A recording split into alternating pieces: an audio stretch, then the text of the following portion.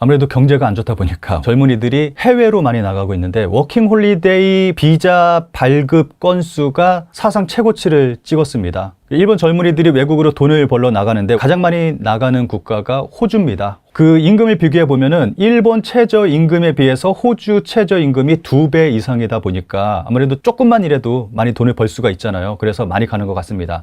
근데 여기서 발생하는 문제가 있습니다. 영어 때문에 또 문제가 발생하고 있습니다.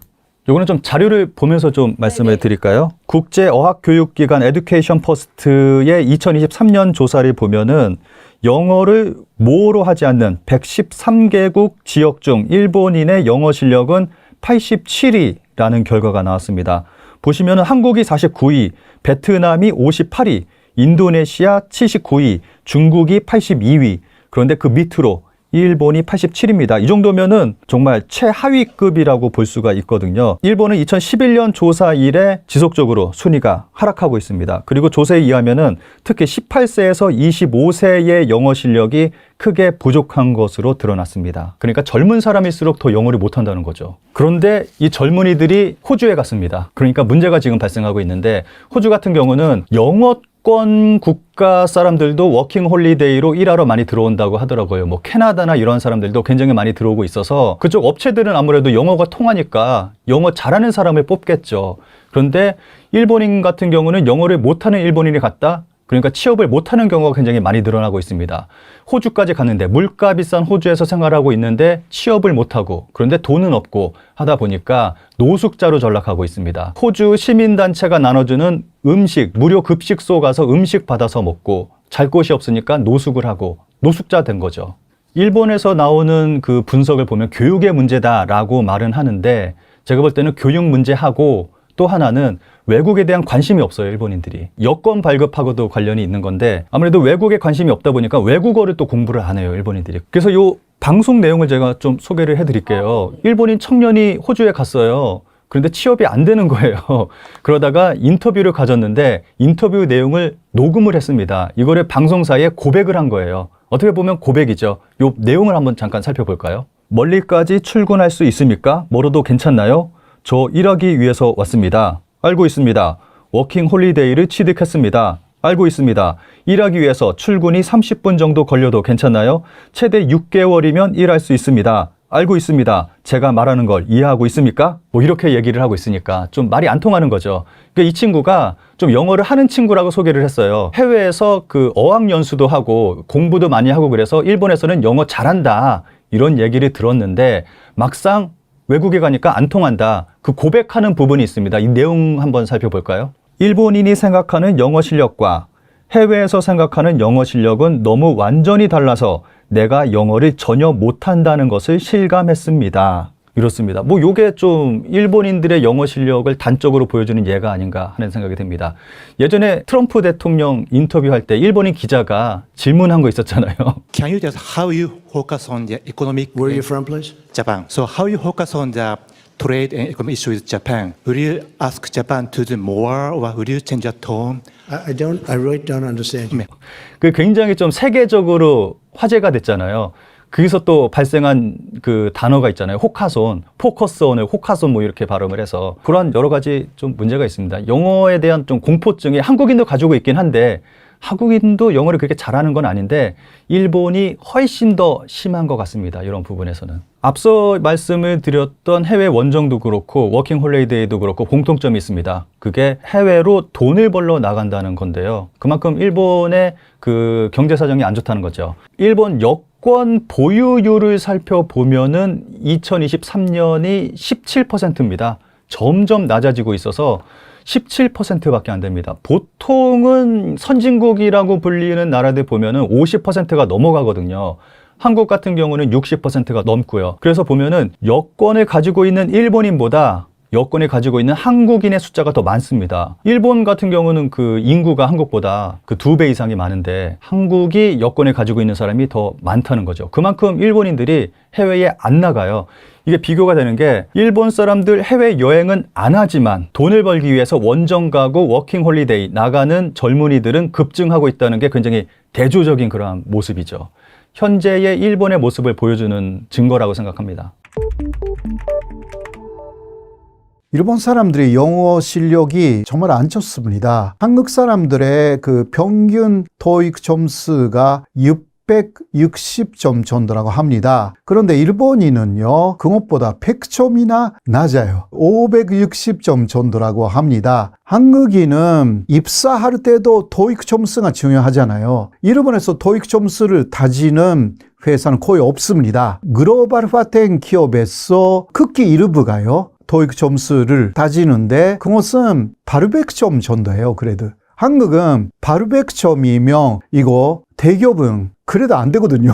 한국은 900점 이상 있어야 돼요. 그러니까 아시아에서 볼 때 일본 사람들의 영어 실력이 굉장히 낮은 수준이다 라고 할 수가 있는데, 그 이유 중 하나가 일본어의 발음은 거의 모음으로 끝납니다. 그러니까 아이으에 오라는 일본의 모음으로 다른 발음도 99%까지 그런 식으로 모음으로 끝나는 거죠. 예를 들면 카는 KA죠. 그러나 일본에서는 그거는 카라고 했어요. 글자가 하나입니다. 그래서 일본 사람들이 일본 글자 속에 아이우에오 빼고는 나머지는 K하고 A처럼 자음하고 모음이 들어가 있다라는 인식을 못해요. 그래서 일본 글자 50음이라고 하는데요, 모두 그렇게 되어 있거든요. 그렇기 때문에 특히 자음을 많이 쓰는 언어에 대해서 적응이 잘 안 됩니다. 또 그렇게 모음으로 다 끝나기 때문에 글자 자체가.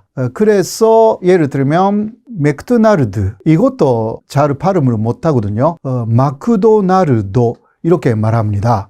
이게 이해하기가 어렵잖아요. 물론 맥도날드, 이것을 실제로 영어로 하면 조금 더 다르기는 해요. 맥다널 이런 식으로 말하니까 한국말에 문제가 없다라는 이야기는 아니지만 훨씬 원래 발음에 가깝죠. 자음으로 끝나는 말들이 한국어는 많기 때문에 이게 영어에 적응하는데 문제가 없습니다. 그런데 일본의 발음 숫자 자체가 많지 않습니다. 그래서 일단 일본 사람들은 영어를 고등학교까지 배우면, 제대로 배우면요, 읽는 것은 괜찮아요. 그러나 말하기가 어려운 것입니다. Excuse me 라고 해서 뭔가 물어보는 거, 일본 사람들은 상당히 두려워합니다. 물론 한국인 중에서도 외국인들이 와서 이야기를 하는 거 좀 싫어하는 분들도 많잖아요.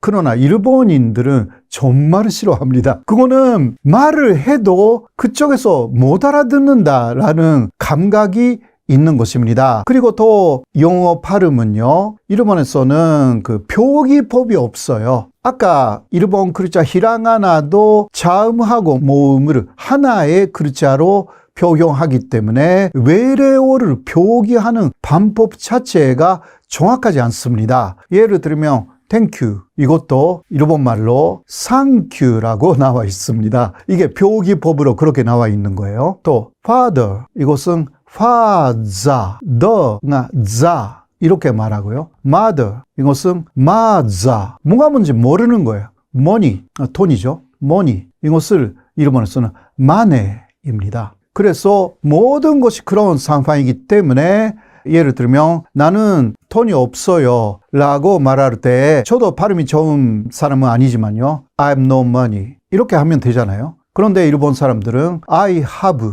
no money, 그럼 무슨 말인지 몰라요. 그래서 일본 사람들은 발음이 나쁘다라고 알고 있는 사람들이 너무 많아가지고 자신감이 없는 거예요. 물론 미국이나 유럽에 간 사람들은 그 영어를 잘하는 일본인들도 있겠죠. 그러나 그런 사람들이 많지는 않습니다. 사실 일본 정부 차원에서는요, 영어 교육이나 사회적인 그 영어의 보급이라는 것을 노력을 전혀 안 하는 것은 아닙니다. 그래서 일본의 케이블 TV에서는 영어로 일본인들이 이야기하는 영어 전문 채널도 있기는 합니다. 그러나 그런 거 있다 하더라도 사람들을 안 본다라는 게 문제죠.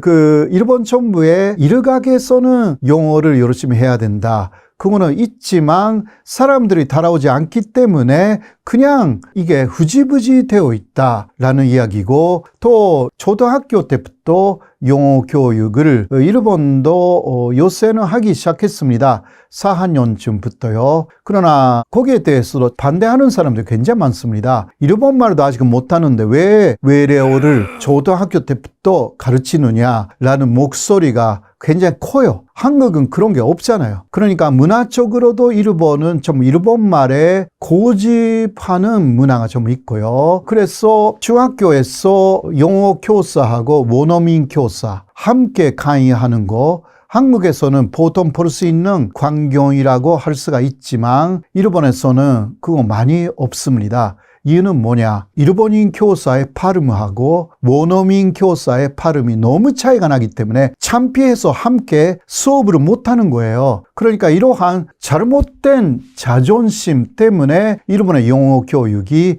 계속 후진화가 된다라고 할 수가 있습니다. 그리고 요새 미국이나 유럽으로 유학을 많이 안 갑니다. 일본인들이. 그 이유는 학교 연도가 미국이나 유럽은 주로 9월부터 시작돼 가지고 8월에 끝나잖아요. 그런데 일본은 4월에 시작돼 가지고 3월에 학기가 끝나요. 그러니까 입사할 때는 4월부터입니다. 그런데 미국이나 유럽으로 가버리면 이게 기다려야 돼요. 그러니까 오히려 유학을 안 갑니다. 한국 사람들이 훨씬 많이 유학을 가고요. 그러니까 지금 그 한국에 미국 박사만 해도 굉장히 많아요. 아마 5만 명 이상 있을 것으로 저는 알고 있는데요. 일본은 3,000명도 없어요. 그래서 이것이 어떻게 됐냐고 하면 인터넷 서핑이라고 하죠. 잘 할 수가 있는 일본인들이 많이 없습니다. 그래서 IT화에도 굉장히 일본이 뒤처지는 그러한 요인이 되어 있는 것입니다.